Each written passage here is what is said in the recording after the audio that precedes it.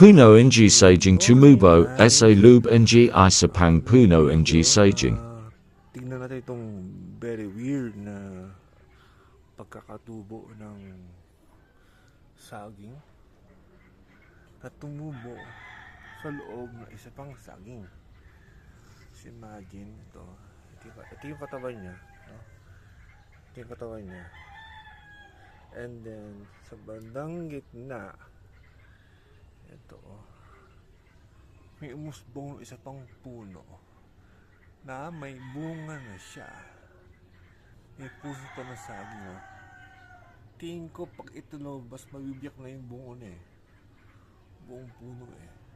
Very weird lang na may saging na tumubo sa loob ng saging. So yun lang. KMJS baka naman